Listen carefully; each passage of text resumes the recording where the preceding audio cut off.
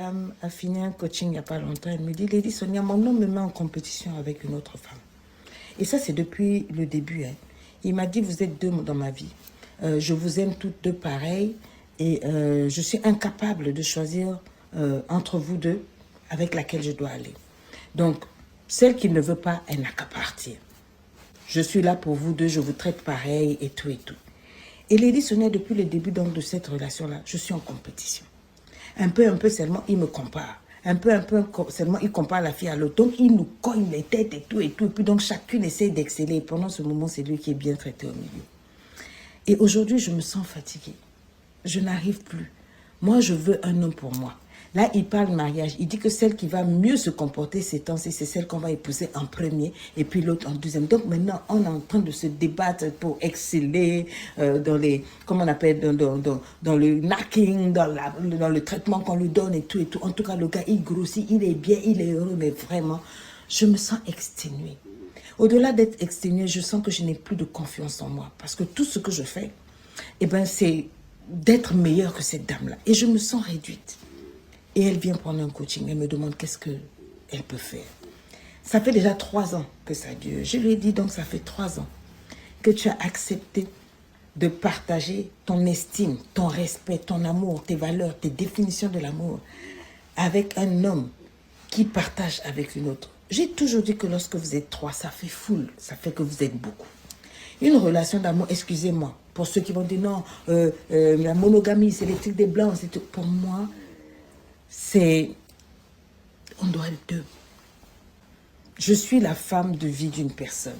Je trouve que j'ai déjà un caractère qui est déjà lourd. Et que si un homme multiplie ce que je suis là par deux, c'est qu'il n'aime pas sa propre vie, il n'aura pas la paix. Je demande beaucoup de temps, d'affection, de présence, je demande tellement à mon homme que je me dis que s'il a une autre femme qui lui demande ça, mais il va être malheureux. Donc, moi, je vais me mettre avec un homme qui va estimer que lui, il est le prix, au point où moi, je vais déstabiliser ma paix intérieure, ma sérénité, mon amour de moi pour entrer en compétition avec une autre femme pour le gagner, lui. Je préfère perdre.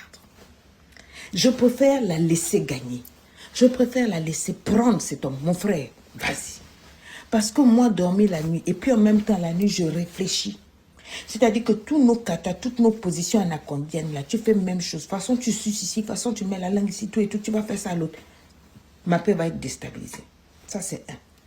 L'argent que tu es censé travailler pour moi, où je dois me sentir queen, être ta priorité là. Donc, c'est aussi, donc, 4 et langon, on va couper ça en 2. Je ne sais pas partager. Je sais partager l'amour de Dieu, mais pas un homme. Je sais partager l'amour de Dieu, mais pas l'anaconda d'un homme. Et si en plus de ça, pour toute chose, tu oses prendre tout l'amour que je te donne, tous mes sacrifices, pour comparer ça avec une autre, pour que je puisse faire mieux, je préfère réaliser que tu ne m'aimes pas. Un homme qui m'aime ne peut jamais me mettre en compétition avec une autre femme.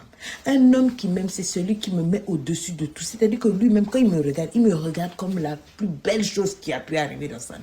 Je suis celle qui suis l'artisan de son bonheur.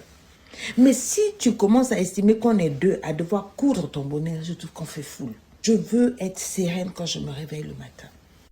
J'estime que je mérite d'être en compétition avec moi-même et pas avec une autre dame. Aucune dame ne m'arrive à la cheville et je n'arrive à la cheville d'aucune dame. C'est pour ça que quand un homme vient avec moi et que après j'entends déjà que « Ah, mais on dirait que ton homme te trompe », dès que je le largue. Je ne perds pas le temps. Jamais.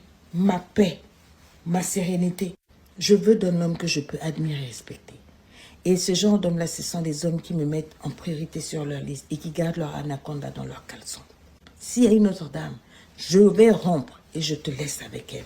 Elle a gagné, c'est mieux. Je préfère partir les bras ballants, mais j'ai mon respect, j'ai mon estime de soi, j'ai ma paix et j'ai la capacité de trouver un homme qui sera pour moi. Oui, ça existe.